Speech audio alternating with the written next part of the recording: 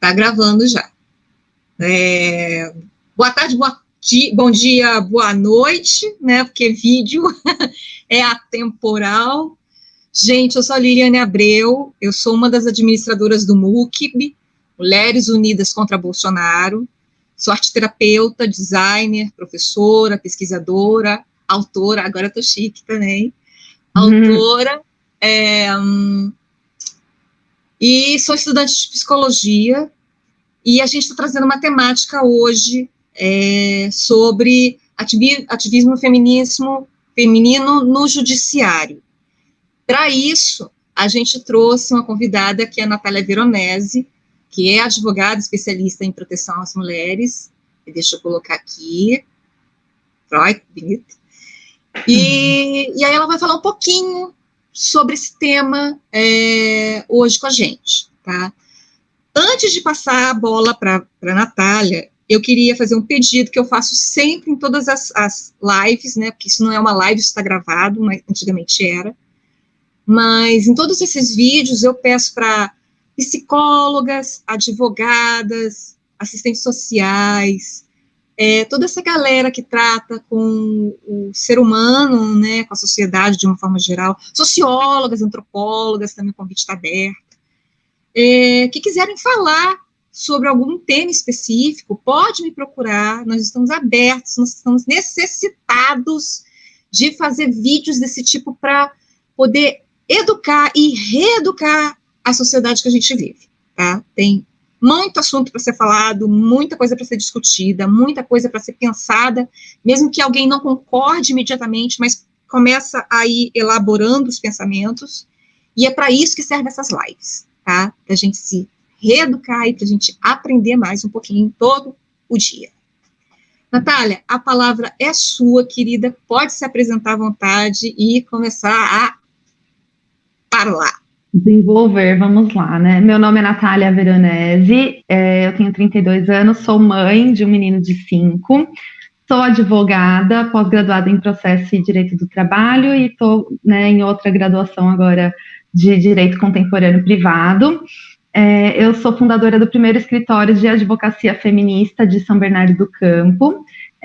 E antes de atuar aqui em São Bernardo do Campo, eu passei 7 anos morando na Bahia e atuando lá pela Comissão de Proteção aos Direitos das Mulheres da Bahia e fazendo advocacy, né, que é esse trabalho que nós ativistas nos dispomos a fazer de ir lá negociar com os poderes, né, judiciário, legislativo, estratégias, né, que possam ser usadas na defesa das mulheres. Então, nesse advocacy eu trabalhei já fazendo cartilhas para falar sobre a violência doméstica, né, que é a mais conhecida. Quando a gente fala de uma advocacia feminista, eu acho que as pessoas já vêm à mente delas que o meu trabalho é conseguir medidas protetivas, né, das mulheres que apanham, mas a proteção dos direitos das mulheres, ela é muito mais ampla do que falar de violência doméstica, né? Então a gente também trabalha com advocacy para falar sobre violência obstétrica, né, sobre o que é a violência obstétrica, para falar sobre essas novas formas de trabalho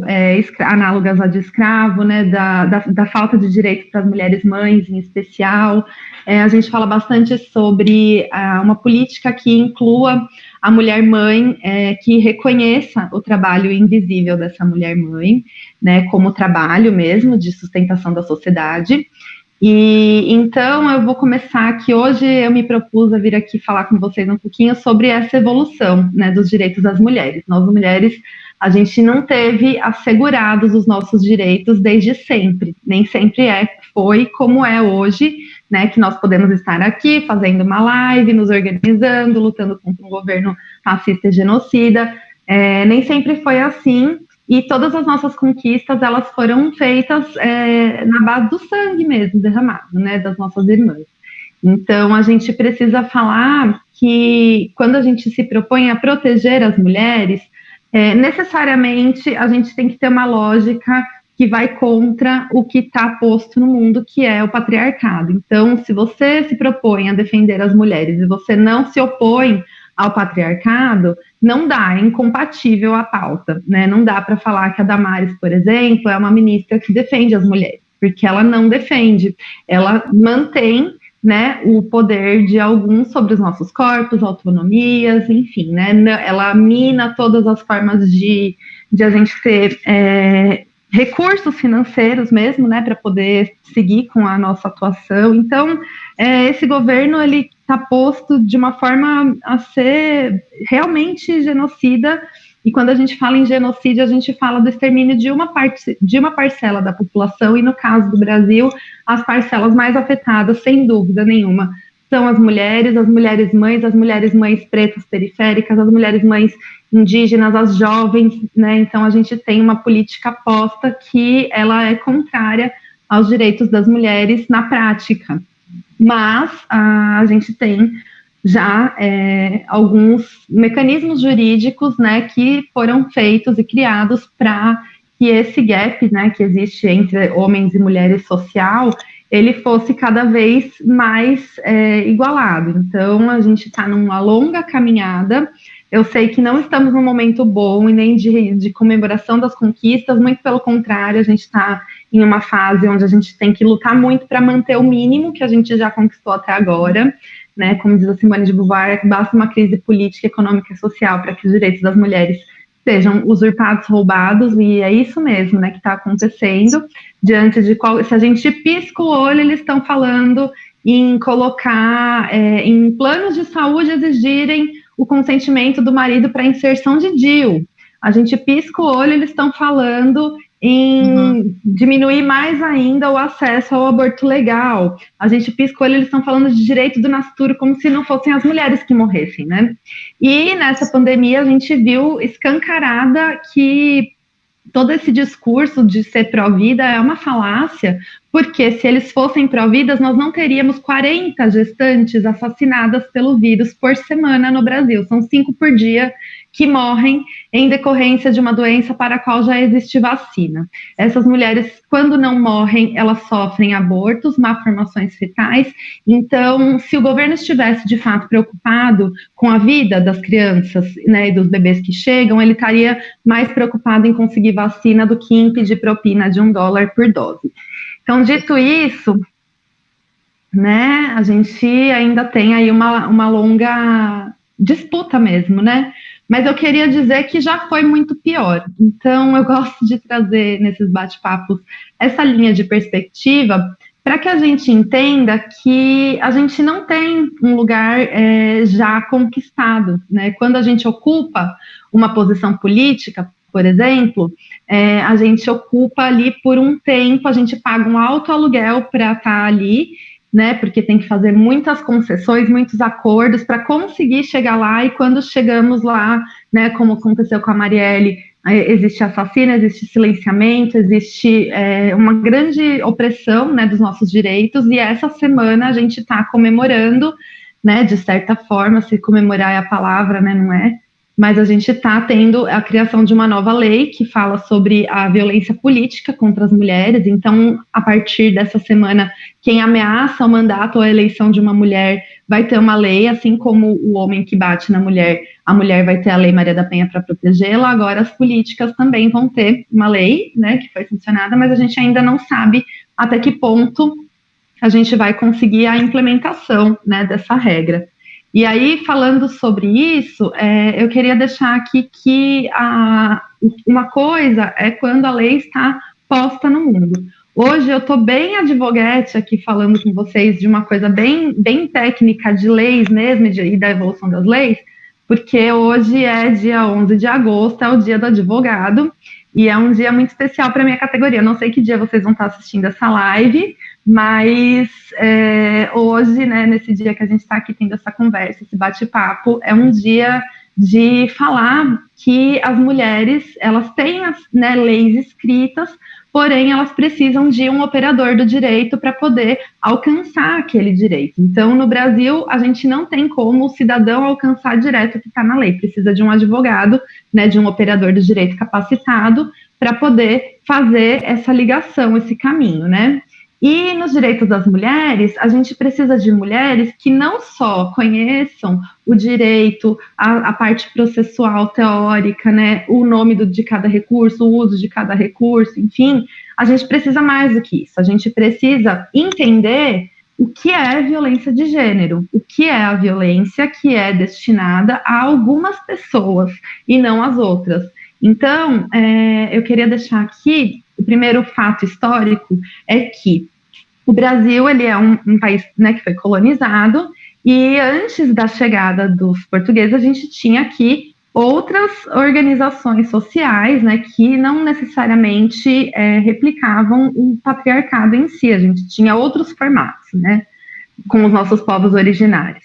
Mas quando o colonizador chegou aqui e dominou as nossas terras, estuprou as nossas mulheres, né, e enfim, fez o que fez, ele trouxe também um arcabouço jurídico, né, que é eurocentrado. Então, as nossas leis, elas foram derivadas do Código Napoleônico, a princípio. Então, em 1603, a gente foi ter as ordenações filipinas no Brasil.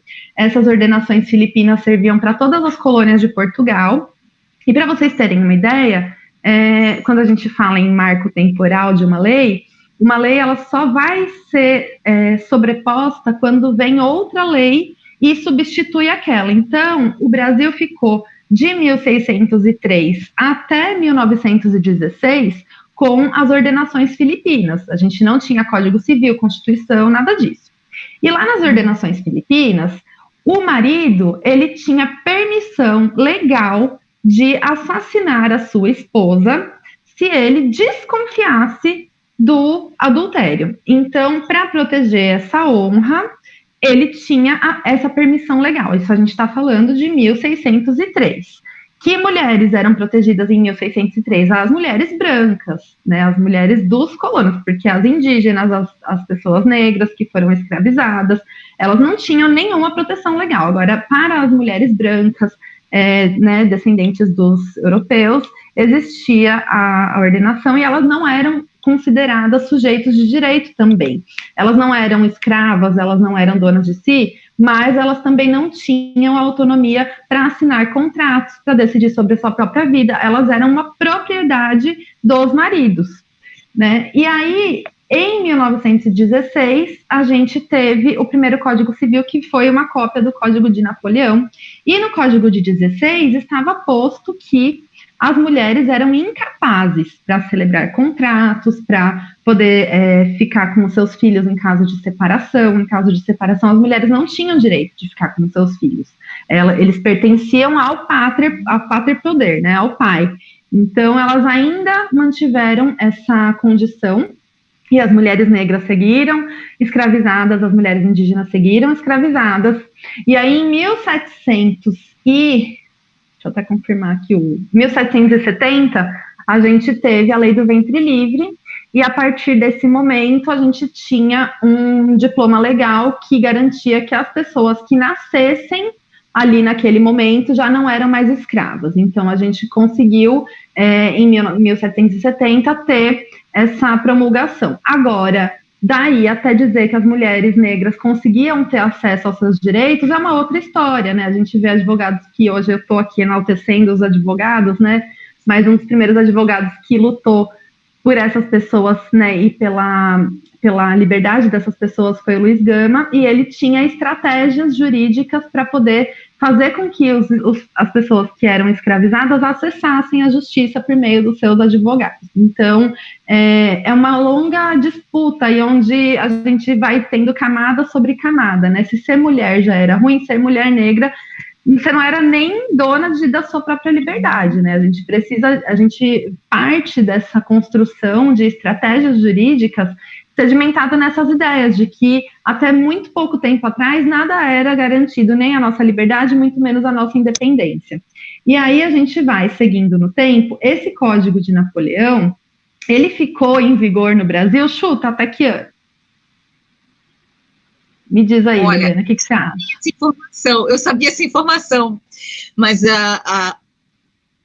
porque, por exemplo, em 2004, né, a gente estava tendo certas mudanças de lei, como, por exemplo, a mulher poder não ser largada do casamento porque não era mais virgem.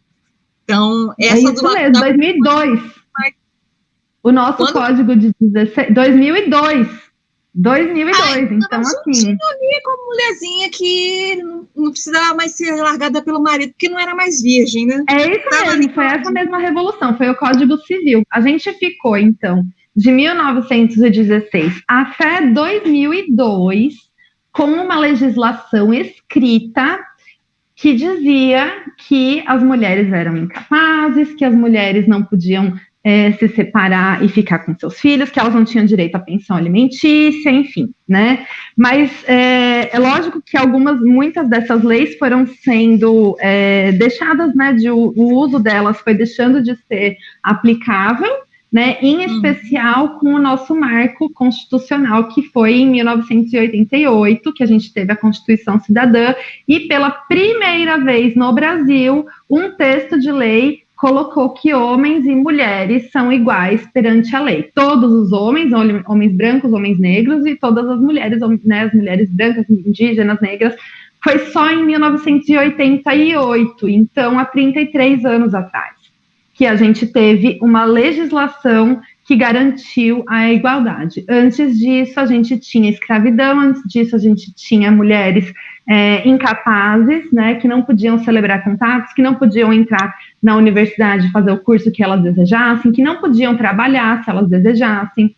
Então, assim, estou trazendo aqui esses marcos, né, as ordenações filipinas, depois o Código Civil de Napoleão, e depois a Constituição Federal e o Código Civil de 2002, só para a gente ter uma ideia de que, se você for parar para pensar, quando o seu avô nasceu, o que estava na cabeça do pai dele ainda eram as ordenações filipinas, porque elas ficaram em vigor até 1916.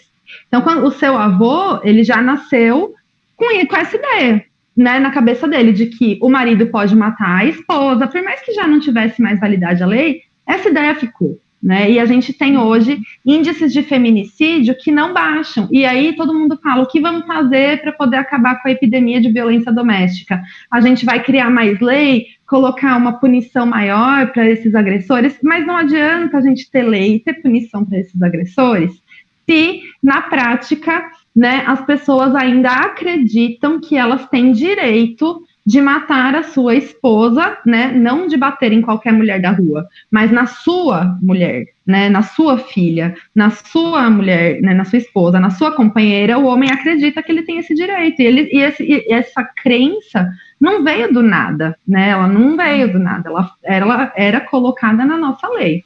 Então, a gente tem sempre esse trabalho, né, de entender que a legislação, as leis que foram postas no Brasil, elas foram postas para garantir a propriedade privada, para garantir o domínio dos homens contra as mulheres, e esses alcances que a gente foi tendo foi à base de muita luta, sangue e, né, batalhas, enfim, né, não foi dado para ninguém, né, a gente ainda não evoluiu e a gente tem a todo momento uma ameaça constante, né, sobre esses direitos. Então, nessa perspectiva, por exemplo, a gente começou há alguns anos atrás a falar sobre violência obstétrica. E o Brasil, né, nesse meio tempo, desde 88 até hoje, além de ter a Constituição, que é chamada de Constituição Cidadã, que é uma Constituição que equipara, né, os direitos das mulheres e dos homens e que traz muitas garantias fundamentais, além da Constituição, nós também firmamos tratados, né, Convenção de Belém do Pará, a gente tem outros tratados internacionais que garantem que o Brasil se compromete a erradicar a violência contra as mulheres, né? A Lei Maria da Penha, inclusive, gerou uma indenização para o Brasil, porque o Brasil foi ineficaz em salvar a vida dela, né? Então, por isso que a gente teve a criação da lei. E várias outras leis, né? Lei Carolina Dickmann, que a gente vê que só foi criada porque uma mulher teve a sua intimidade violada, sabe? Diversas leis foram sendo trazidas para o nosso ordenamento. E a violência obstétrica, ela ainda não é uma lei, mas é uma tese jurídica que vai trabalhar a percepção da mulher como sendo dona da sua autonomia e da sua fisiologia, né? Então, quando a gente tem esse panorama social onde o corpo da mulher pertence ao marido ou ao pai, e a mulher não tem autonomia para decidir sobre o seu próprio corpo, e a gente ainda não alcançou essa autonomia em 2021, a gente ainda tem que ter autorização do marido para fazer uma laqueadura, por exemplo, né? Uma mulher casada não pode fazer uma laqueadura sem a autorização do seu marido. Tivemos semana passada os convênios médicos extrapolando essa determinação legal, dizendo que a mulher casada não pode nem inserir um DIU sem autorização do marido. A gente ainda não tem como interromper uma gestação que não é desejada, a gente ainda não tem como escolher qual é o nosso método contraceptivo que mais se adequa à nossa necessidade, a gente não tem como dizer não para a indústria dos hormônios, a gente tem pouquíssimo espaço de fala contra a indústria do leite artificial, né, porque a gente teria que ter a nossa autonomia, a nossa fisiologia respeitadas para além do parto, né, para a amamentação. Então, a gente tem licença maternidade de 6 meses nas melhores empresas, porque é de 4 meses, mas a gente tem que a OMS recomenda o aleitamento materno por 2 anos. Então, pensar isso tudo, todas essas estratégias, tem que partir do ponto de que você vai identificar que a gente está num sistema que oprime, que subjuga, que toma os corpos das mulheres, que é o sistema patriarcal, e que ele existia no mundo desde muito antes de outras formas, né, de opressão. A gente pode parar para pensar que uma das grandes revoluções da humanidade foi ter conseguido o acesso ao fogo. E aí, quando nós, como humanos, né, conseguimos dominar o fogo, a gente conseguiu uma revolução. Quando a gente conseguiu dominar a agricultura, a gente teve uma outra revolução. E depois disso tudo, em um dado momento, as mulheres até então, né, o feminino, ele era consagrado, ele era reverenciado, porque os humanos, os homo sapiens, né, que evoluímos até aqui, são 7 bilhões de anos aí evoluindo, mas em um dado momento eles entenderam como é que se dava a reprodução e começaram a pensar que existiam formas de manter esse patrimônio, né? Porque quando a gente está aqui na Terra, todo mundo precisa de seres humanos, né, para operar nessa Terra aqui. Então, o nosso produto, né, como humanidade, a gente só está aqui persistindo porque a gente se reproduz, né? Não tem inteligência artificial para fazer esse meio de campo. A gente pode evoluir muito na nossa tecnologia e tudo mais, mas como humanos a gente precisa se reproduzir mesmo, né? Ter um macho, uma fêmea, fazer um bebê, esse bebê nascer, e esse bebê, quando nasce, ele precisa de cuidado, porque o ser humano, ele, né, não nasce pronto para andar, pronto para caçar, pronto para buscar a própria comida. Então, esse trabalho que a gente fala, né, de criar a humanidade, esse trabalho de base, ele foi um trabalho que sempre foi usurpado, né? Então, assim, o patriarcado entendeu muito rapidamente, da mesma forma que ele entendeu que a gente podia colocar uma cerca naquela terra e chamar de nossa, e criar guerras, né, para defender o que ele chama de nossa, ele entendeu muito rapidamente que ele precisava dessas mulheres e dessas crianças, né, porque elas iam depois virar mão de obra, né, então as pessoas tinham muitos filhos, até pouquíssimo tempo atrás, porque assim, a gente precisava de muita mão de obra. Então, e além da mão de obra da criança, a gente precisa da mão de obra da mãe, que cuida dessa criança, né, que faz essa criança ter comida, que faz essa criança ter afeto, né, um ser humano, se você larga ele sozinho, se não der água, ele morre, se não der comida, ele morre, mas se não der amor, ele também morre.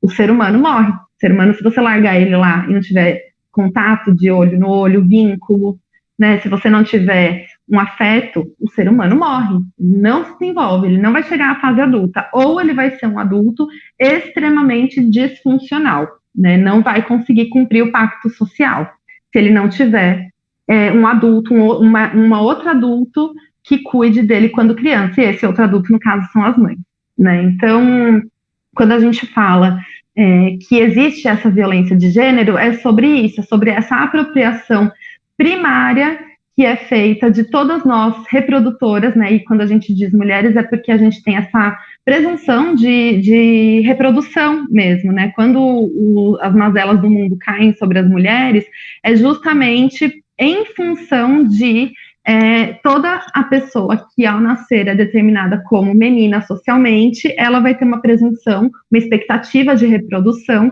e é a partir dessa expectativa de reprodução que não é só o corpo dela que vai ser violado, mas também o corpo dos seus filhos, né? Quando a gente fala assim de um feminismo transinclusivo, por exemplo, e talvez nessa fala aqui vocês podem achar que a gente está falando de mulher coisa com útero, enfim, né? A gente tem anos aí de discussão sobre o que é gênero e sobre tornar-se mulher.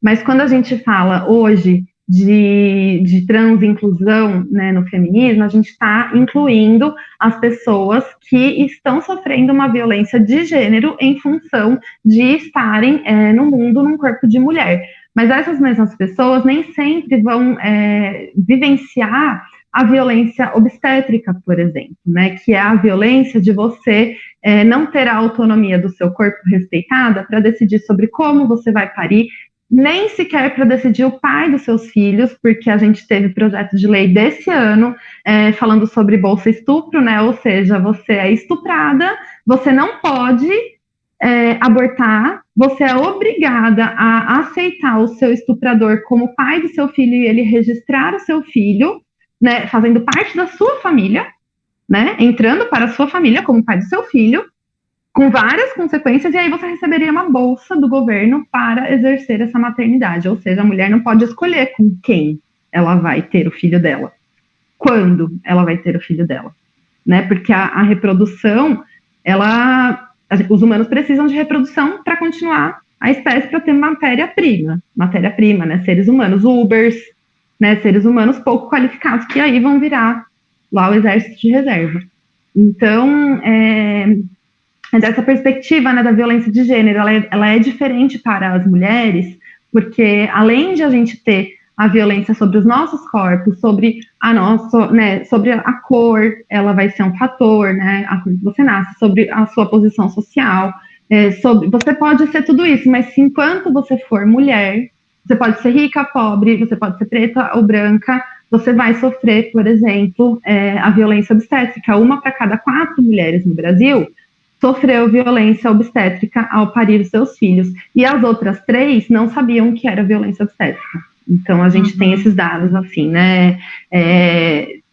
O médico escolher quando vai ser a cesariana e já agendar para as ricas, né, que tem plano de saúde, ou então para as pobres, as mulheres pobres que estão em situação de encarceramento ou que estão acolhidas em casas-abrigo, porque na infância ainda os pais não puderam cuidar, então elas vão para essas casas.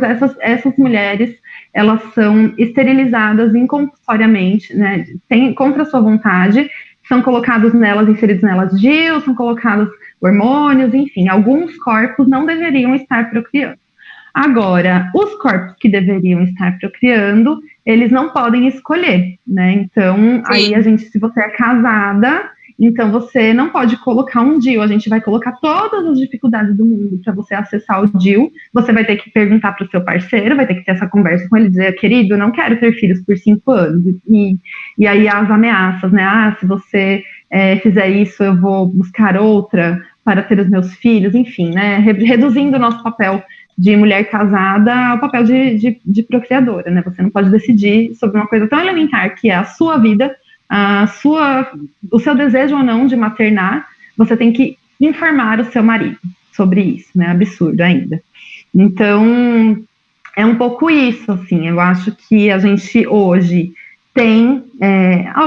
conseguiu alguns direitos, realmente, mas a gente ainda está muito longe do debate sério sobre o que é a autonomia das mulheres, né? Sobre o que é a autonomia. Então, quando você é vítima de violência obstétrica, alguém tomou a sua autonomia, a sua fisiologia, alguém decidiu sobre o seu corpo. Quando você não tem acesso ao aborto, alguém tomou essa decisão, né, sobre o seu corpo, sem contra a sua vontade. Quando a gente fala em casamento infantil, a gente tem mais de 20 mil por ano no Brasil, se eu não me engano, pelos dados aqui, tem que confirmar esse número, mas a gente tem no Brasil um problema seríssimo de casamento infantil, e a gente tem uma lei que diz que qualquer relação sexual com menina menor de 14 anos é estupro. Mas as meninas menores de 14 anos estão sendo mães, né? Então, assim, essas meninas de 14 anos não foram protegidas socialmente, para que elas evitassem esse relacionamento, e em muitos casos a gente não tem a punição do agressor, porque se baseia que, fala-se que a menina tinha algum tipo de escolha, ela era namorada dele, ela era noiva dele, mas assim, as crianças não são protegidas. Se você é mulher e você é uma criança, o seu corpo pode ser tomado por qualquer um, e dentro da construção da maternidade compulsória, se você for parar para pensar, em muitos locais, aquela menina, ela é tão desprotegida socialmente que para ela ter o mínimo de paz, ela precisa de fato estar num relacionamento com outra pessoa. Ela precisa se engajar num relacionamento, porque isso é uma das formas que ela vai ter de ascensão social, né? Se ela se torna mãe, ela espera ser melhor tratada socialmente, né? Por ser mãe, por ser mais respeitável, só que não é o que acontece, né? De fato, né? De fato, essas meninas, elas têm essa expectativa de que elas não vão ser tão incomodadas se elas tiverem um namorado, se elas tiverem, né, o homem que fique com elas, mas no fundo elas estão tendo o destino delas atravessado por uma maternidade que nem sempre elas tiveram plena condição de decidir sobre, elas ainda, né, são seres em desenvolvimento. Então, temos muitos filhos dos estupros ainda aqui no Brasil hoje, né? A gente ainda não conseguiu proteger essas meninas que estão sendo iniciadas na vida sexual precocemente, a gente não consegue proteger as que se enredam num relacionamento e esse relacionamento se torna tóxico, né? Agora, durante a pandemia, a gente teve um número elevadíssimo de violência doméstica, né? A violência doméstica aumentou, porque quando a pessoa fica no mesmo ambiente com o seu companheiro por muito tempo, o pau começa a quebrar, e o pau começa a quebrar porque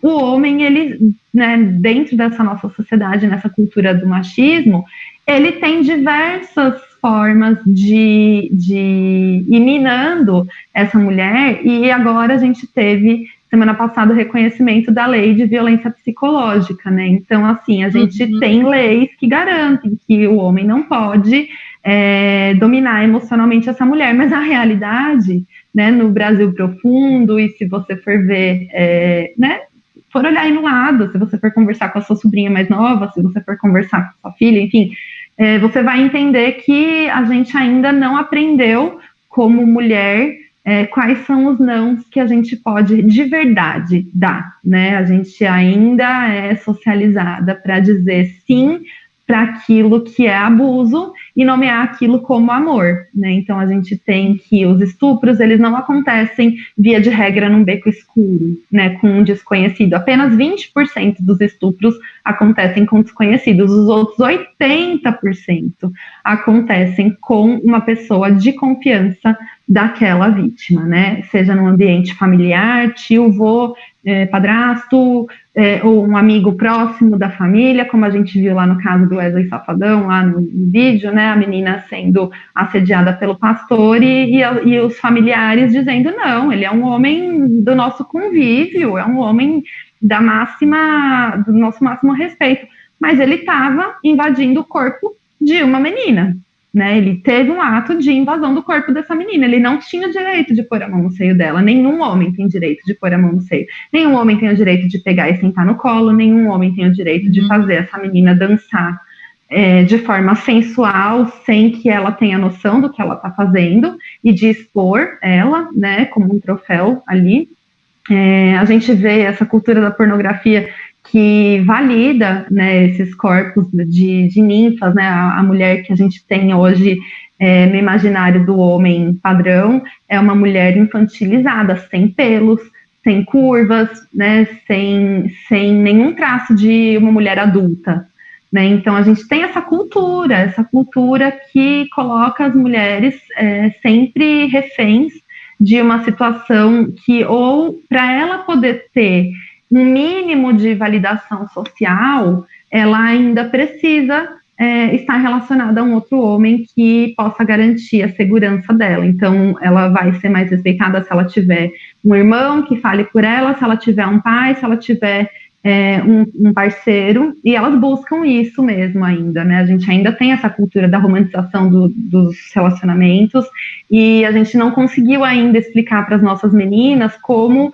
impedir a violência doméstica. A gente ainda não conseguiu chegar nesse ponto socialmente, né, de quando existe uma denúncia, a sociedade prontamente entender que aquilo é parte de um plano, né, de domínio de algumas pessoas em função do gênero. Então, quando acontece um caso de denúncia de estupro na sociedade, a primeira coisa que eles vão fazer é ver o que essa menina fazia da vida e resgatar se ela tinha algum comportamento, né, social que tivesse dado causa àquilo, né, sempre vai ficar nas costas da mulher provar a inocência dela. Não é claro, não é nítido para a sociedade ainda. Em 2021, isso ainda não é nítido, né, que existe violência de gênero em todos os ambientes, que além de ser inadmissível, ela tem que ser repudiada no primeiro ponto, ou seja, no seu grupo de amigos. Se você receber um nude de uma mulher que não deu autorização para estar no seu feed, você já está fazendo parte do problema. Então, assim, é nas pequenas discussões, é entender que pai não é dono de menina, não pode escolher o namorado dela e nem, né, iniciar ela sexualmente, porque tem muito pai que ainda acha que tem esse direito. A gente tem a lei da alienação parental no Brasil, né? A gente tem a lei da alienação parental em vigor. Essa lei foi feita por um pedófilo condenado e que depois se suicidou na prisão, um pedófilo condenado que tinha a tese, o Richard Gardner, que os homens, os pais, têm o direito de iniciar suas filhas sexualmente. E os homens que iniciam as suas próprias filhas sexualmente não estão agindo errado, e que quando a mulher denuncia que ele está sendo estuprador, essa mulher é que tem que ser silenciada, essa mulher é tida como louca no Brasil, e ela perde a guarda dos seus filhos. Uma mulher que denuncia o abuso sexual dos pais dos seus filhos, ela é tida como louca socialmente, uma mãe ressentida pelo término da relação, é assim que eles pintam essa mulher nessa lei da alienação parental, e por isso que é tão importante que a gente atue contra ela, né? Mas a gente tem isso em vigor, e a gente ainda tem juízes que, quando pegam a lei da alienação parental, se baseiam naquele textinho que vem dizendo que ela vai proteger as crianças das falsas memórias implantadas por um dos genitores no término. Isso é balela, não existe fiabilidade científica nessa tese. Essa tese foi refutada pelos cientistas, pelos psiquiatras, pelos psicólogos. Não existe teoria com embasamento científico em revista indexada, né, onde você usa a ciência, não o achismo do WhatsApp, onde você usa a ciência, né? Não existe nenhuma confirmação teórica que diga que é possível inventar uma memória da criança. Então, se a sua criança te disse que ela está sofrendo um abuso, ou se ela te diz que ela está incomodada com um toque de alguém, com um olhar, você tem que acreditar na criança. Não existe a mãe louca e ressentida com o término, começou a inventar para a criança que o pai dela fazia aquilo, e aí ela passa a achar que aquilo é verdade. Gente, é absurdo demais, sabe? É absurdo demais. E é absurdo ter juristas, mulheres e mães que defendem essa tese no Brasil hoje. Eu acho, assim, que é uma luta... Eu espero que na minha vida, eu tenho 32, eu espero ver essa lei caindo muito em breve, né? Assim como eu espero que a gente tenha o aborto legal, seguro e gratuito, assim como eu espero que as mulheres que têm violência psicológica não precisem chegar num ponto de ter laudo tomando Rivotril para poder demonstrar isso no judiciário, porque é isso que a gente está vendo acontecer, né? Surgiu a lei, mas o dano precisa ser comprovado. E como é que você comprova dano emocional? Só ficar triste não basta para o judiciário. Você precisa de um laudo dizendo que essa mulher surtou, que essa mulher perdeu conexão com a realidade, que ela teve síndrome do pânico, que ela teve faltas no trabalho, que ela teve dano, né? A gente tem que esperar o dano, ou seja, a lesão corporal que você vê numa bofetada nem sempre é a lesão que a gente mais tem aqui, né, nas nossas histórias. Eu que atendo mulheres todos os dias, não existe um caso de divórcio que eu tenha atendido até hoje que não envolvesse, em maior ou menor grau, violência patrimonial, violência psicológica ou violência física, né? E muita gente ainda acha que a gente só tem que ir atrás quando é violência física. E aí que prender esse homem vai fazer com que o problema termine. O problema não termina, porque o sistema penitenciário do Brasil é uma piada, né? A gente não tem um sistema que refaça esse sujeito, esse cidadão, que reestruture esse cidadão para estar de novo na sociedade, operando de forma melhor. A gente tem um sistema que massacra seres humanos de forma, né, indiscriminada, homens e mulheres, estupradores ou traficantes, entrou ali, sabe, a pessoa é tratada de forma a ser desumanizada. Então, não adianta a gente falar em punição penal apenas, né, para resolver o problema da violência. Esse problema ele não vai ser resolvido com uma pena maior. A gente pode até conseguir, isso é muito importante, que a gente consiga ter uma medida protetiva, afastar esse cidadão dessa mulher, né, no momento da crise, mas ele não vai deixar de fazer isso com a próxima, e com a próxima, e com a próxima, né? Então, é isso, assim, esse balde de água fria, né, não é um panorama tão bom, mas o que eu tenho para dizer é que é isso, a gente ainda está caminhando, né, a gente está caminhando, e eu acredito que a gente precisa de mais, né, de mais mulheres, mais advogadas, mais juízas, mais promotoras, para que a gente consiga concretizar mesmo todos esses avanços que a gente teve na legislação. Se por um lado a gente não tem mais escrito na lei que o marido tem a permissão de matar a esposa, como a gente tinha em 1600, por outro lado, hoje, 2021, existem advogados que, ao defender um homem que assassinou a sua mulher no feminicídio, usam a tese da legítima defesa da honra. E a gente tem projeto de lei tramitando no Congresso, né, para que essa tese não seja mais usada. Ou seja, a lei não está mais em vigor, mas no imaginário dos operadores do direito, essa tese é válida, é uma tese. Ele matou ela para defender a honra dele. Que honra! Sabe, que honra! Do que vocês estão falando?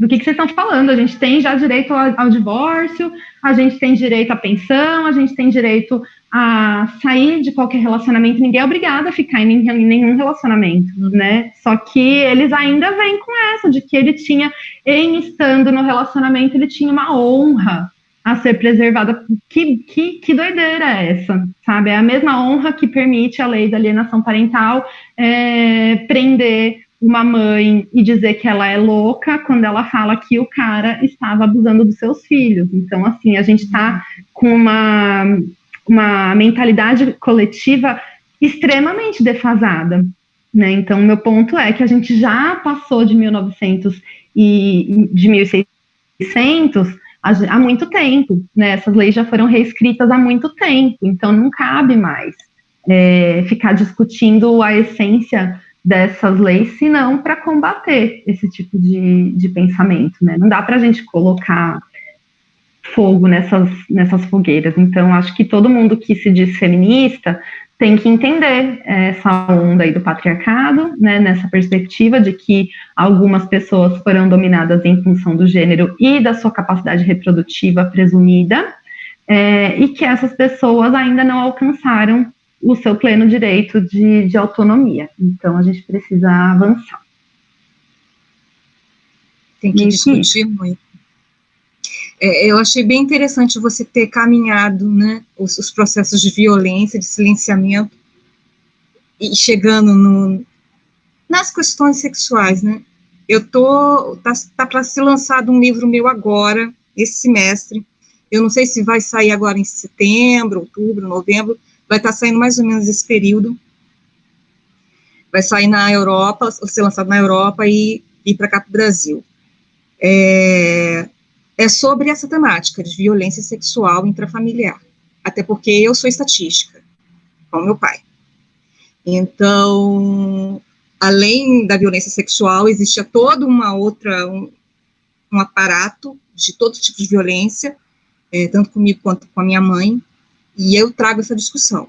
E eu vim estudar psicologia para entender o que aconteceu comigo, o que acontece com o outro, né, entender todo esse processo social.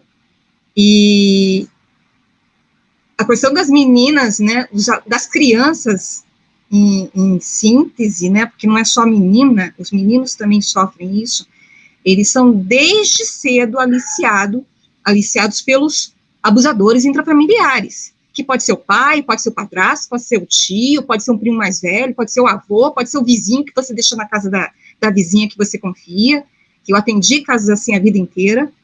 Então, essas crianças, elas são sexualizadas cedo, não entendem o que está acontecendo com elas, né?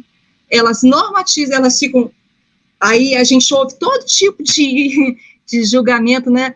De meninas de 11 anos, de 10 anos, que estão dando para todo mundo. Ninguém para pensar que uma menina de 10 e 11 anos que está dando para todo mundo, lá, ela devia estar sendo abusada, está sendo violentada aos 2, 3, 4 anos de idade. E aí, quando uma ministra, como a Damares, abre a boca para falar que se anuncia como vítima estatística de abuso sexual, de violência sexual, até com sangue, né, por 4 anos da vida dela na infância, e ela vem dizer depois de adulta, né, ela faz todos os tipos de leis, ela tenta tramitar todas as leis que colocam justamente as crianças e adolescentes na mira e presas com esses abusadores. Ou seja, diz que meninas são abusadas porque é falta de calcinha, é mesmo por falta de calcinha? Ou criar incentivo para fazer o homeschooling, colocando justamente essas crianças presas dentro de casa, sem a chance de pedir socorro do lado de fora, com seus abusadores?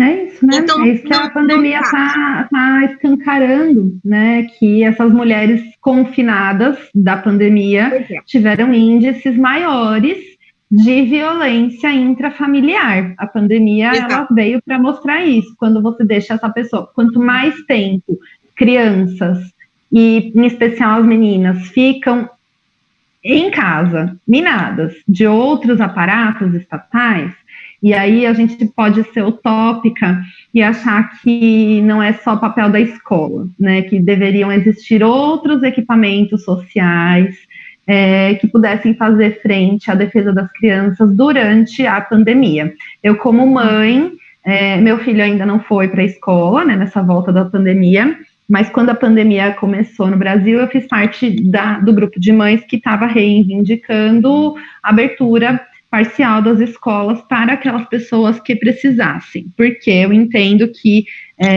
existem meninas de 7, 8 anos cuidando do irmão de 3 e sendo alvos de violência dentro de casa. E aí falaram assim, não tem como a gente usar a escola não vai ser esse equipamento social. A escola precisa estar fechada, porque senão os professores vão morrer.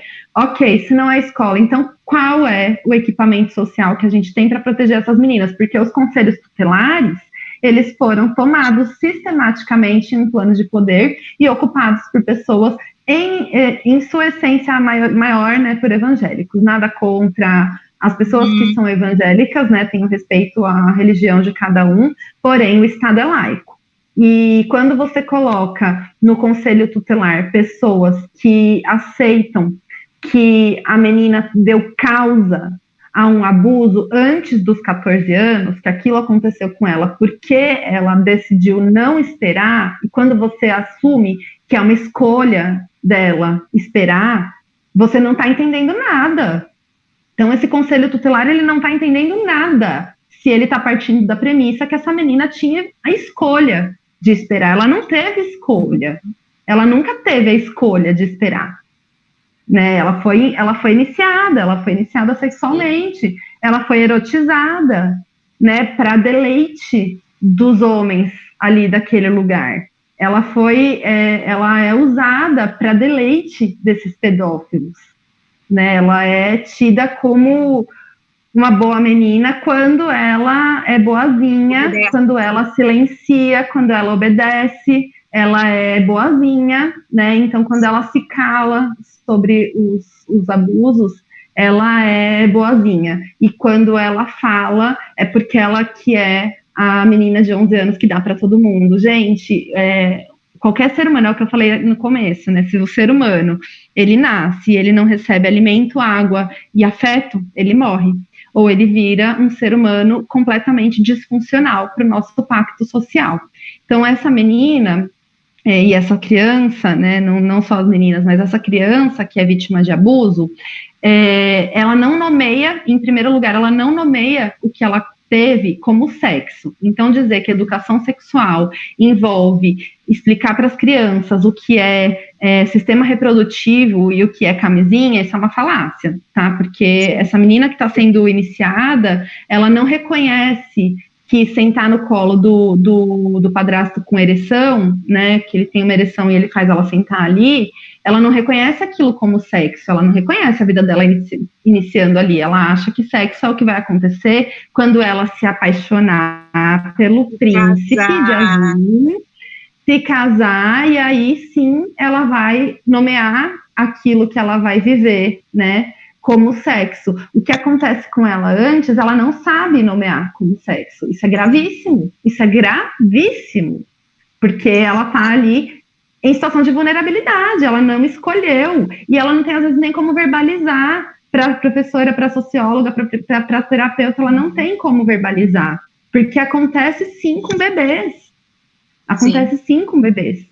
Né? A mulher, a gente tem relatos de estupro de nenéns de poucos meses até mulheres de 100 anos que estão hospitalizadas. O nosso corpo, ele é violado de inúmeras formas. Esses dias eu estava vendo relato na internet de homens que a mulher ela fez a cirurgia da colonoscopia e teve aquele furo aqui, e relatos em que o marido, ele não permitia que ela fizesse a cirurgia para tampar aquilo, porque ele gostava de ter relação sexual com o furo da colonoscopia.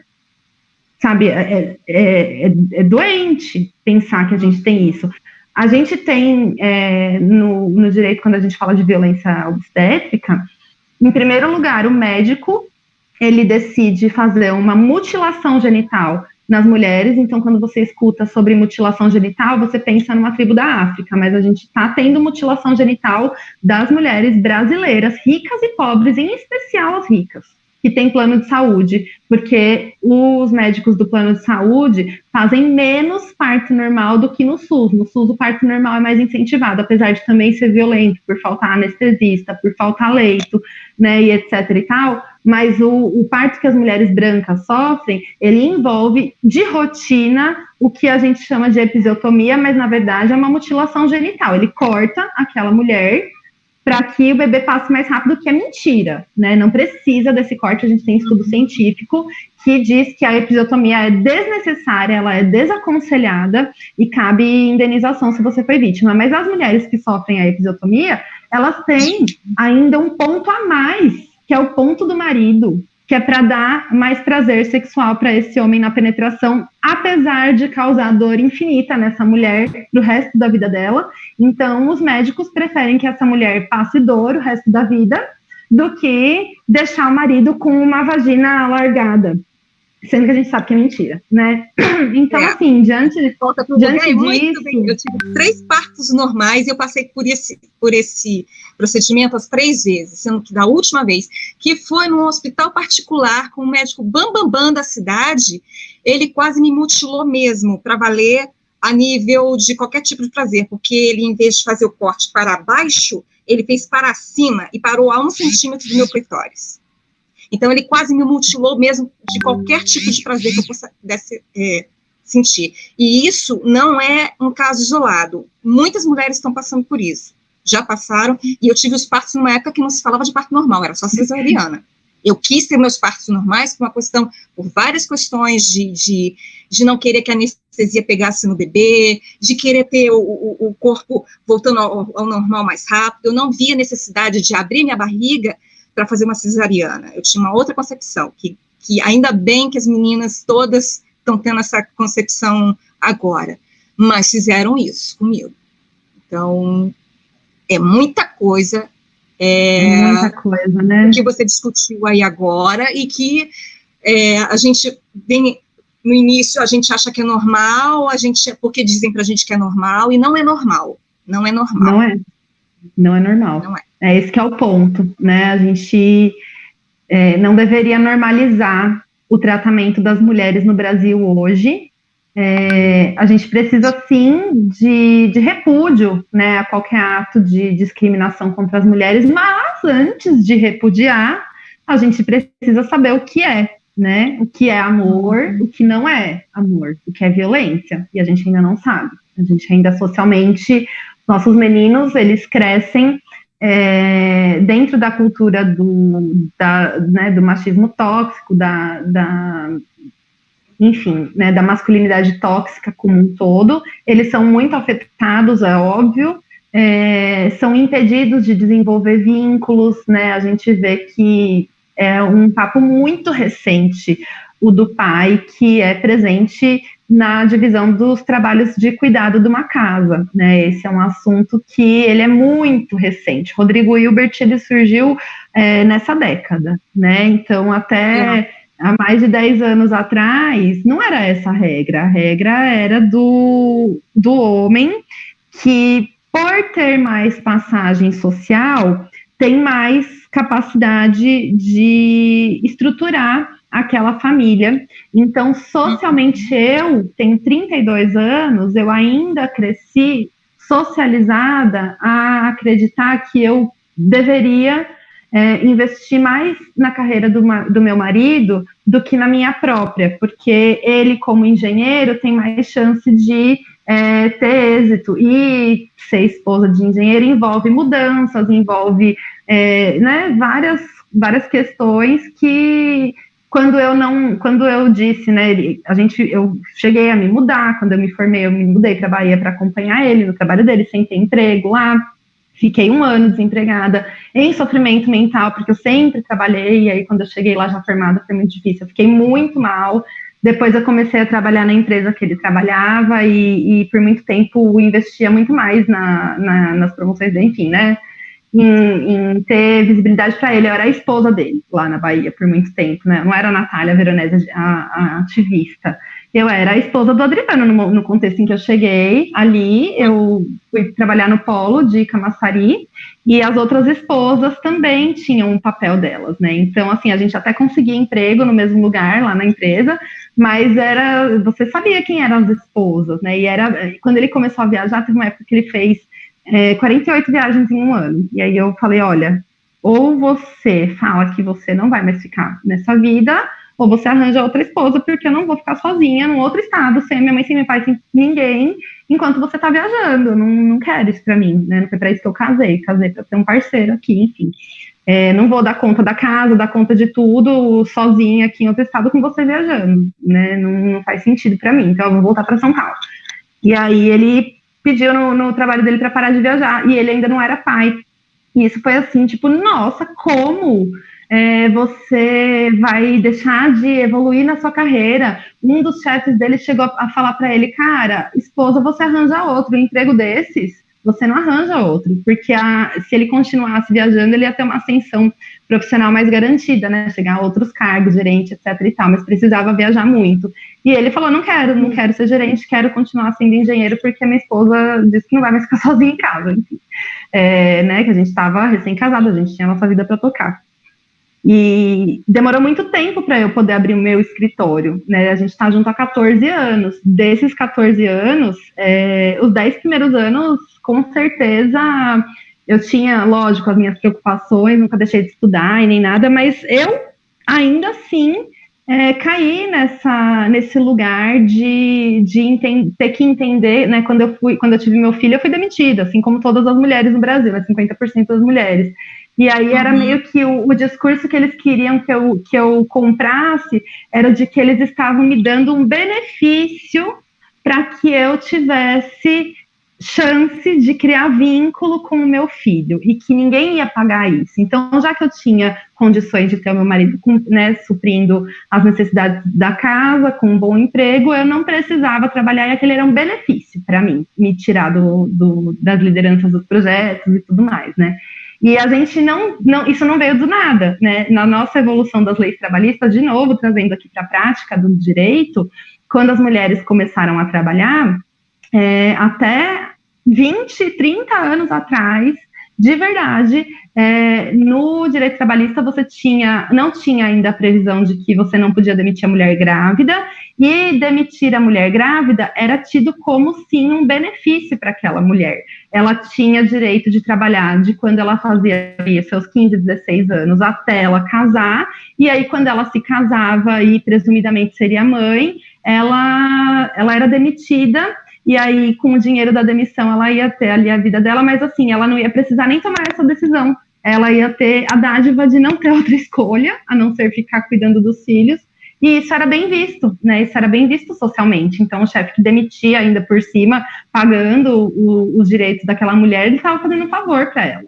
Né? Então, a gente ainda tem esses resquícios, né, na nossa legislação. A gente ainda não protege a amamentação, a gente não tem... se a OMS diz que um ser humano precisa ser amamentado por 2 anos para que ele tenha imunidade para lidar com um mundo em colapso, que significa superbactérias, Covid, que significa diversas mudanças climáticas que vão causar,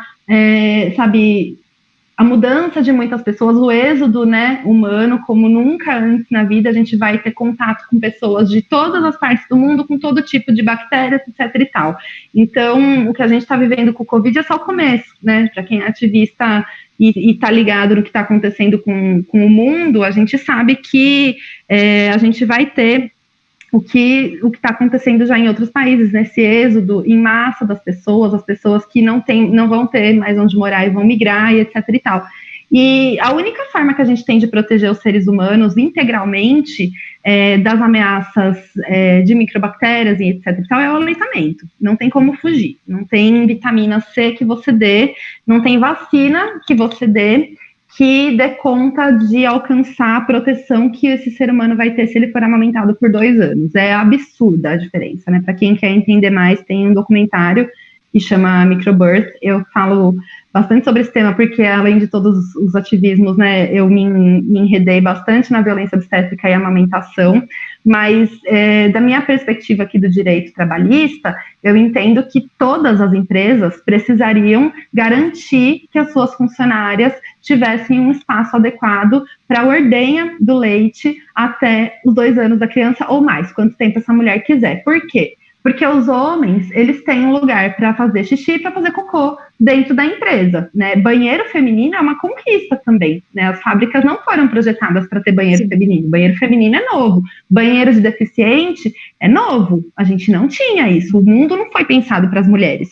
E, ao mesmo tempo que o mundo não foi pensado para as mulheres, quando a gente pensa em necessidade fisiológica, a gente esquece que a amamentação é uma necessidade fisiológica dessas mulheres mães. Né? E quando você não amamenta o seu filho, você tem mastite, você tem que tomar remédio, você tem que se afastar, você tem febre, você passa mal, você tem que ter interferência mecânica ou medicamentosa para parar um processo fisiológico só para poder estar trabalhando.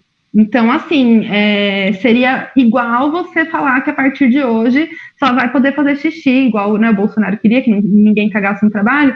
É meio que isso, assim, imaginar um mundo onde você não tivesse privada com porta, onde só existisse mictório. Como é que a gente ia trabalhar? Você acha que se esse mundo fosse assim, os homens iam estar quietos?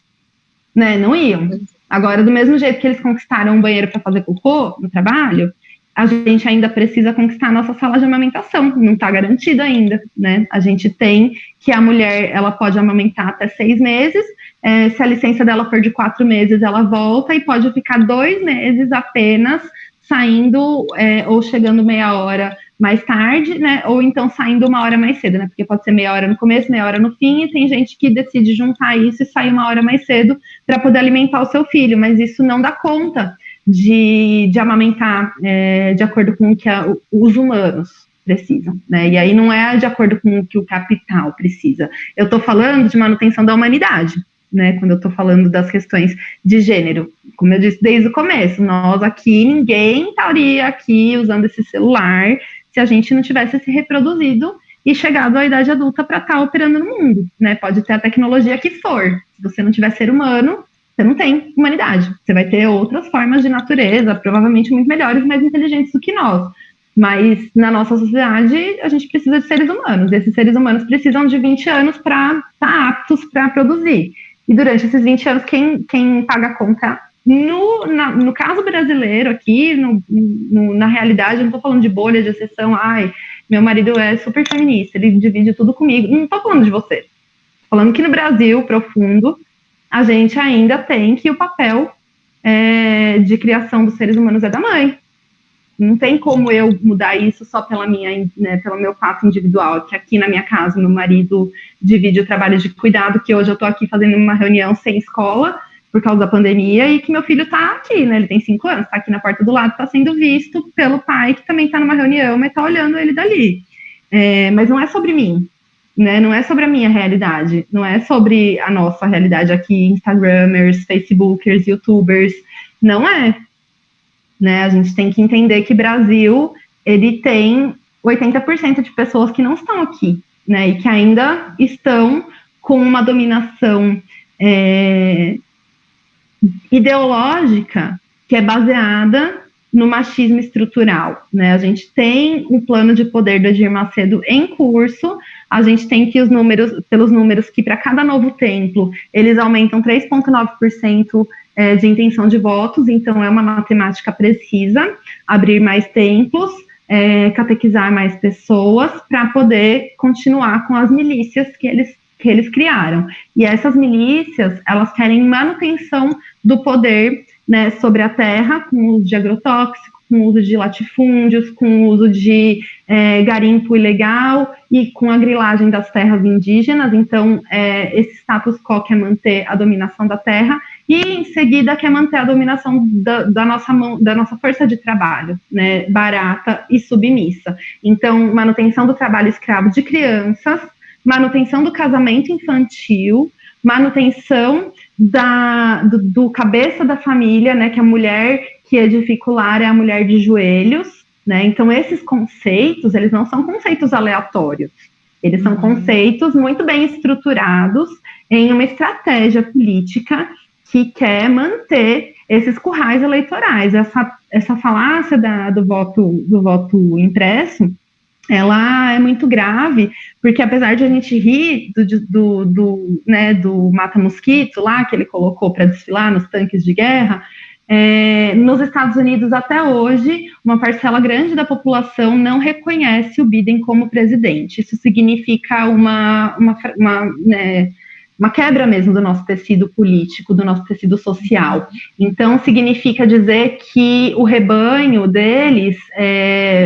E quando eu falo rebanho, não é desmerecendo, sabe, eu tenho familiares que votaram em Bolsonaro. Quando eu falo rebanho, é que realmente essas pessoas são tidas, para eles, como massa de manobra e são bombardeadas com fake news. Então, assim, é óbvio que a gente ri de algumas piadas progressistas, mas não tá mais engraçado ver o seu próprio familiar tendo a mente bombardeada por notícias de violência, por notícias de medo, e tendo a sua psique completamente alterada a ponto de aceitar aquilo como o melhor do mundo, né? Eu acho que a gente está numa evolução aqui progressista desde a Constituição, onde a gente já tinha sonhado com um mundo construído em outras bases, né? Só que a gente está vendo que 30 anos foi muito pouco e que as bases do Brasil são muito mais profundas.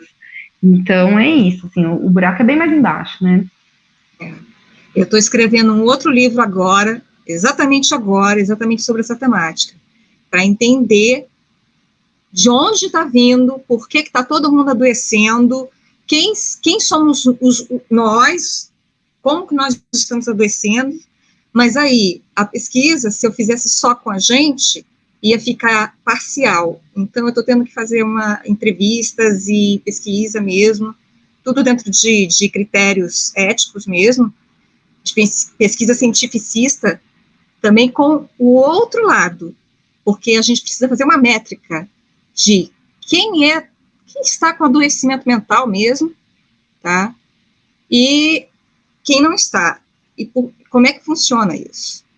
a grande questão de todo esse papo que a gente levou aqui, que foi bem gostoso, é educação. A gente precisa se reeducar muito, a gente precisa discutir muito todas essas pautas que a gente discutiu aqui, de forma sensata mesmo, prós, contras, eu não sou a favor, eu sou contra, tá, mas por quê? Vamos pegar o embasamento, a fundamentação, para a gente discutir isso, é isso que tem que ser feito, e não achismo como vocês estão fazendo, e não criando esse caos todo, né? E ter essa sensibilidade também para entender um pouco, né, que por mais que seja horrendo o que eles estão fazendo, a gente não pode subjugar o poder das fake news. As fake news, elas pegam qualquer pessoa que esteja minimamente vulnerável, demora 2 segundos para você encaminhar uma notícia que te beneficia naquele momento. E o ser humano é muito fraco, né? Todos nós, diante do poder, nós somos muito fracos. Então, assim, é entender que, ao mesmo tempo que eu demando direitos sexuais e reprodutivos para as mulheres no Brasil, eu recebo ainda uma forte resistência dessas próprias mulheres que estariam sendo alcançadas por esses benefícios, porque elas acreditam que isso vai prejudicá-las. Então, a gente ainda tem uma mentalidade da mulher brasileira de que se ela buscar os direitos dela, ela vai levar um backlash, né, que é o que a gente chama. Assim, todas as vezes que as mulheres avançam, a gente recebe um backlash, né? A gente tem, para cada avanço feminista na nossa pauta política, a gente tem uma contrarresposta do Bolsonaro e da ala religiosa e da bancada da Bíblia do Boi. Então, assim, a gente já está acostumada a esperar esse backlash quando a gente fala. A gente está acostumada a esperar que, se você vai denunciar a sua violência, você vai receber uma violência da família do seu agressor ou dele mesmo, que vai aumentar. Então, assim, ninguém sai impune por falar, né? Ninguém está impune por falar. Então, quando eu falo que eu represento mulheres que, ao mesmo tempo que elas seriam beneficiadas com mais liberdade para os seus corpos, elas também são contras, é dizer que eu me proponho a proteger os direitos das mulheres para abortar, e elas acham que eu vou estar indo contra uma ordem espiritual de ceifar uma vida. E quando a gente parte da perspectiva de que é exatamente o aborto que ceifa vidas e não o contrário, né, porque as mulheres que abortam não vão deixar de abortar, independente da religião, porque as mulheres que abortam no Brasil, por pesquisa, né, a gente já tem pesquisa científica indexada, enfim, né, que fala que a mulher que aborta no Brasil, o perfil dessa mulher é uma mulher que é mãe, é uma mulher que tem religião, é uma mulher que não concorda com o que ela está fazendo no seu íntimo, ela acha errado, mas que ela não tem condições, né, seja estrutural, financeira, psíquica, ela não tem condições de ter mais aquele filho, né, então ela acha errado o que ela está fazendo, mas ela não tem outra opção. Se ela tiver aquele filho, ela vai manter um relacionamento que vai matá-la, porque os homens são muito abusivos, e ter mais um filho do seu abusador significa, né, você tá presa a ele, ou se ela tiver mais um filho, ela não vai ter como colocar comida para os outros, que ela já tem, né, porque essa mulher já é mãe, e essa mulher que vai abortar no Brasil, ela coloca um cabo de mamona na vagina e perde o útero ou morre. Então, quando a gente fala de aborto seguro, é porque os índices de morte materna com a pílula, né, com o misoprostol, elas são 0. A gente não tem casos de mulheres que morreram no procedimento do aborto. E quando a gente fala de aborto clandestino, essas mulheres morrem. Então, quando você vem com esse papo do pró-vida, o pró-vida, ele precisa entender que nunca foi sobre a vida, né? Nunca foi sobre a vida. Não é sobre a vida daquele bebê, porque aquele bebê não vai chegar de um jeito ou de outro, e os outros bebês daquela mulher vão perder uma mãe e vão ficar órfãos. Então, eles preferem ter uma órfã, né, um órfão e uma mulher assassinada, para punir Eva, né, por ter comido a maçã. No final das contas, é isso. Então, assim, a gente não tá na lógica. Você não tá falando com pessoas que partem da lógica. né? Então, assim, quando eu digo de sala de amamentação, eu tive uma reunião com a dirigente sindical do Sindicato dos Metalúrgicos aqui de São Bernardo do Campo, porque um dos coletivos que eu faço parte, né, que é o Política é a Mãe, reivindicou sindicato para as mães, porque a gente tem doença laboral, a gente tem burnout, a gente tem tendinite, a gente tem doença da coluna, a gente tem diversas situações, né, violência obstétrica, enfim, né, que são doenças ocupacionais da nossa ocupação de mãe. E no sindicato elas disseram assim que quando foi feito o debate sobre a licença maternidade estendida e tudo mais, elas falavam que elas não queriam aquilo porque senão ninguém mais ia contratar mulher. Então, assim, a gente teme, né, do mesmo jeito que a gente precisa desses direitos para as mulheres e crianças que estão chegando, as que já estão lá a muito custo, porque tiveram que ser 110%, enquanto o homem era 60%, elas não querem colocar em risco, né, colocar em xeque o que elas já alcançaram. Então, elas têm a sensação de que ganhar direito, na verdade, é perder direito, porque daí se você tem um direito do trabalho que defende as mulheres, logo as empresas vão contratar menos mulheres e logo essas mulheres vão estar mais vulnerabilizadas. Então, assim, é uma contralógica, né? Não faz sentido linearmente. Você tem que entender todo o contexto que você está inserida para poder pleitear, né, mais direitos. Então, é muito complexo, né? E até porque existe um dado muito importante. Da mesma forma como você explicou aí para gente, que existe um cerceamento de não permitir que as mulheres tenham acesso de escolha de usar os anticonceptivos, existe um número muito alto de mulheres que vão cometer o aborto obrigadas pelo namorado e pelo marido. Eu mesma conheci várias. Então, é muito delicada essa conversa. Ela tem que ter uma mente aberta para as pessoas, porque é o que você falou, o aborto não vai parar, não vai. Mas as mulheres vão continuar... não parou em nenhum outro país, né? Só que as mulheres continuam morrendo. Elas vão continuar morrendo. Então, se é pró-vida, até porque existe a estatística que nos países onde foi aberto isso por lei, taxas de aborto diminuíram e as mulheres pararam de morrer, gente. Elas pararam de morrer. E eu digo mais, assim, sabe, não quer entrar na temática do aborto? Ok, então vamos junto defender um salário pelo trabalho de cuidado de um ser humano, como aconteceu lá na Argentina, né, que as mulheres mães vão ter direito de receber uma aposentadoria, porque para pensar, se essa mulher tivesse uma renda certa e garantida, ela não estaria se submetendo a um relacionamento abusivo, né, que a maioria das mulheres que chega na violência doméstica física ou psicológica passou antes pela dependência patrimonial. Quando ela tem os meios de se manter, ela percebe a violência psicológica e ela sai daquele relacionamento, né? Quando ela tem possibilidade de locomoção social, porque as nossas algemas, elas são diferentes, né? Mas elas existem. As minhas são diferentes das suas, que são diferentes de uma mulher periférica, que são diferentes de uma mulher indígena. Mas elas existem. Então, assim, mesmo com essas algemas, quando a gente identifica um relacionamento abusivo, a mulher que não tem dependência econômica daquele homem, ela deixa o relacionamento. Agora, a mulher que é dependente, além de ter outras vulnerabilidades aqui, que fica dependente economicamente do homem, ela permanece na situação de violência e perpetua, né? Então esse ciclo se fecha nela e continua com a filha, continua com a neta, e a gente perpetua o ciclo de violência, a gente não consegue quebrar. Então, assim, se ela tiver acesso, né, recurso, em primeiro lugar, ela não vai precisar depender de um pai que a ele sim é permitido o abandono socialmente, né? O pai, ele pode abortar. Os pais abortam todos os dias no Brasil. O Brasil é o país onde mais tem mãe solo, né, na América Latina. O Brasil é um país regido por mães solos. Então, o homem, ele já faz esse aborto. Nunca foi pela vida. Nunca foi pela vida, né? Porque o homem, ele pode escolher se ele vai cuidar daquela vida ou não.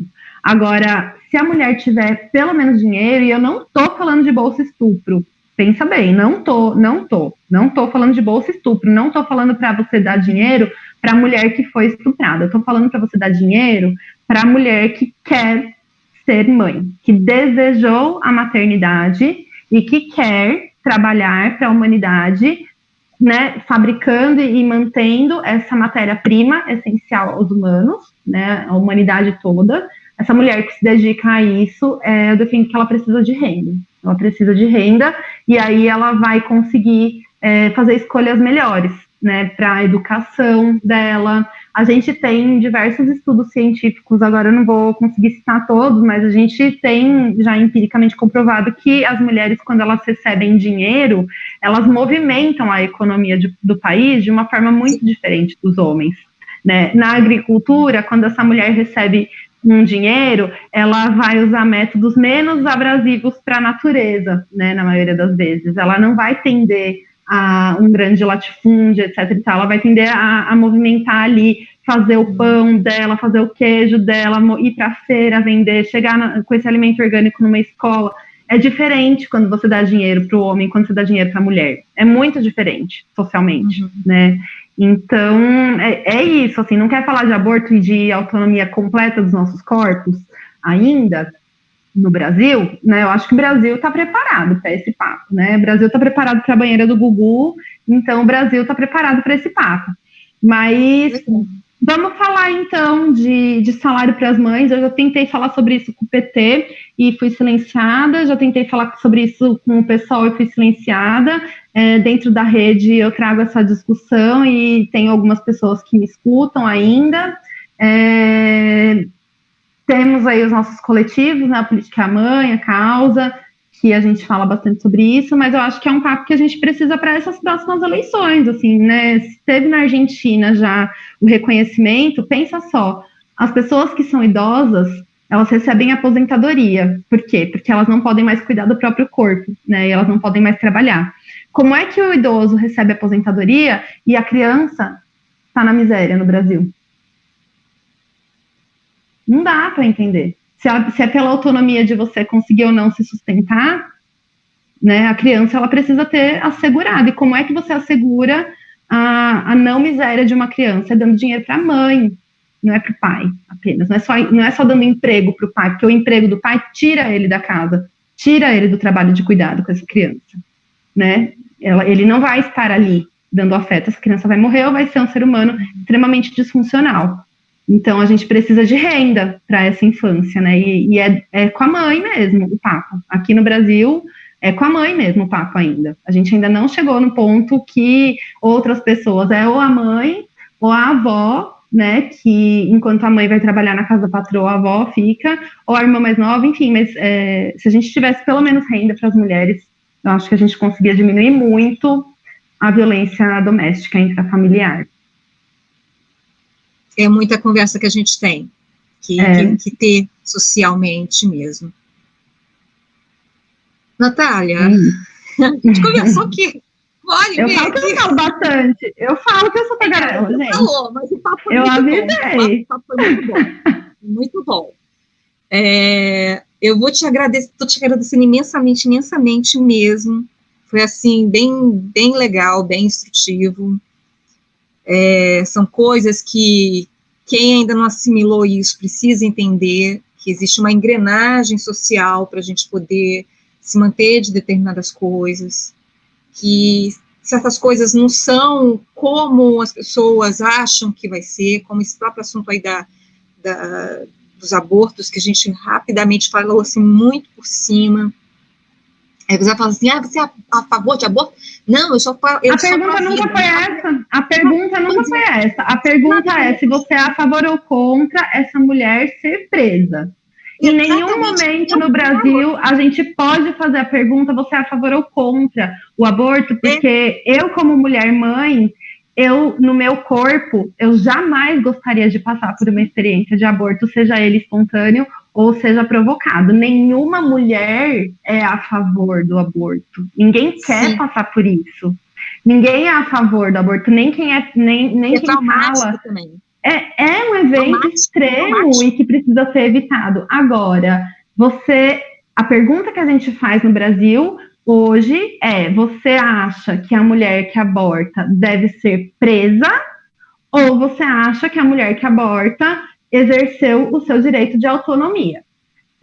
Não estamos falando sobre o espírito do bebê, não estamos falando sobre a sua religião. A gente quer saber, essa mulher que é mãe, que é da sua comunidade da igreja, essa mulher que você conhece, porque até os 40 anos, 8 em cada 10 vão ter feito ou sofrido um aborto.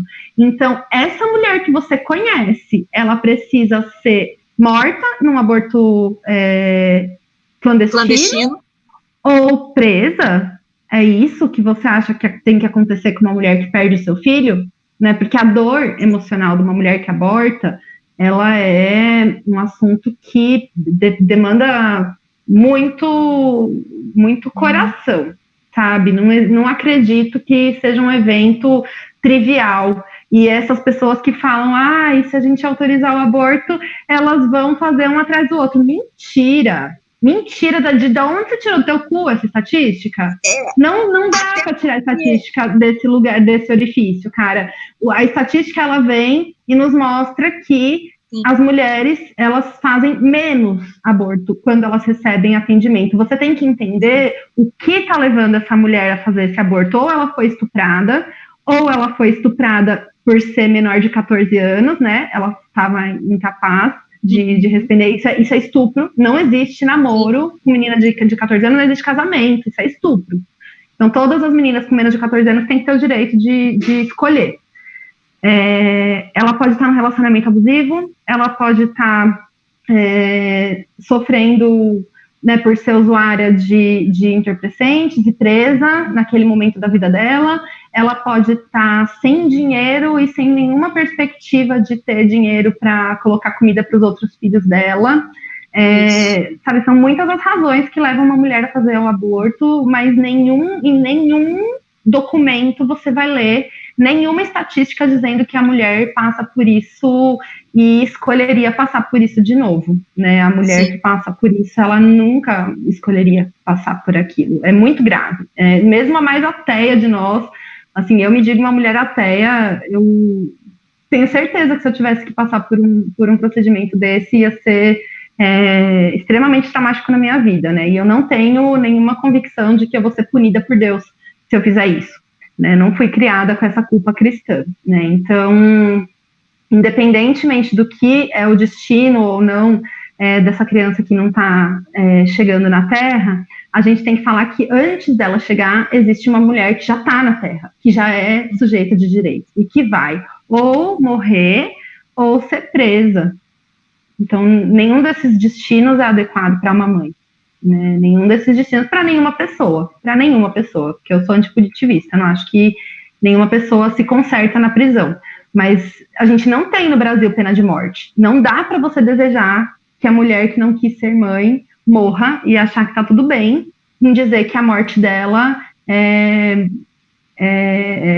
merecida, né? Porque é isso que a gente acaba aceitando quando a gente fala que ela pode morrer num aborto clandestino. Essa morte foi merecida. E trago novidades aqui. Já atendi casos de mulheres que desejaram o filho, mais de uma, hein? Que desejaram o filho e sofreram um aborto e chegaram no hospital, mulheres como nós aqui, né? Eu, no meu caso, uma mulher casada que desejo ter uma família, constituir uma família com meu marido. E chegaram lá no hospital e foram tidas como abortistas, ninguém perguntou, né, e presumiram que ela estava ali porque ela deu causa àquilo, e elas são tratadas no protocolo oculto, que é o chamado protocolo oculto, ou seja, uma mulher quando chega num hospital em situação de abortamento, ela com certeza vai sofrer violência, ela é deixada de lado para morrer de hemorragia. Então, assim, se você acha que a mulher merece a morte, saiba que essa mesma mulher pode ser a sua esposa, cara. Pode ser a sua mãe. Pode ser a sua irmã, que sofreu sabe, 30% das mulheres têm um aborto na primeira gravidez, por exemplo. Então, pode ser qualquer uma do seu convívio. sabe? Qualquer mulher que você conhece pode passar por isso e ser tida como abortista criminosa, criminosa que merece morrer. Não é qualquer criminosa, porque a gente tem um monte de criminoso aí que tá roubando terra, que tá pedindo propina pela vacina e nunca foi pela vida, porque se fosse pela vida, a gente tava vacinando as mulheres grávidas, a gente não tava deixando elas morrerem. 40 por semana. E os seus bebês? São 5 órfãos a cada minuto no Brasil. Se fosse pela vida, essas vidas não estariam sendo ceifadas. Nunca foi pela vida. Nunca foi pela vida. Nenhuma vida. Sabe, é bullshit, isso é besteira. Não dá para argumentar com quem acha que está defendendo a vida desse infante que está chegando. Não tá. Ele ainda não chegou, não era o momento dele, é muito doloroso, tem gente que lida com isso de uma forma ou de outra, sabe? Eu acho que a gente pode nomear essas pessoas, a gente pode fazer um ritual, a gente pode entender o porquê desse espírito não ter desencarnado na Terra para quem acredita, mas jamais condenar à morte a mulher que já nasceu, que tem vida, que tem, sabe, personalidade jurídica.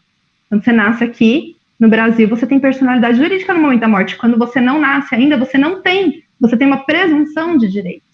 Então, quando o governo vem dizer que vai fazer campanha sobre o dia do nascituro, o governo está dizendo que vai fazer uma campanha para uma pessoa que tem presunção de direitos e obrigações. Ela tem presunção de ser um indivíduo. Ela ainda não é. E, para proteger essa presunção de ser humano, você está matando a mãe, que tem outras crianças. Está deixando outras crianças órfãs. Então, assim, é muito cruel. Sabe? É muito cruel. Não existe fundamento religioso que supere o fato de você estar condenando uma mulher viva à morte. A gente vem de uma história onde as mulheres foram vítimas de um genocídio através da Inquisição, queimadas vivas, né? O que acontecia na Inquisição não era que estavam queimando bruxa, estavam queimando mulheres. Mulheres que, como eu e a Liliane aqui, estavam falando contra o status quo. Né? Não eram bruxas, ninguém delas, se elas tivessem superpoderes, elas não tinham queimado. Elas queimaram, como todas as outras pessoas. Né? Então, assim, a gente já teve na nossa história um genocídio feminino que demonstra claramente que é o gênero mesmo, né? Que é esse controle dos corpos. Nunca foi pela vida, então não caia nessa. Perfeito.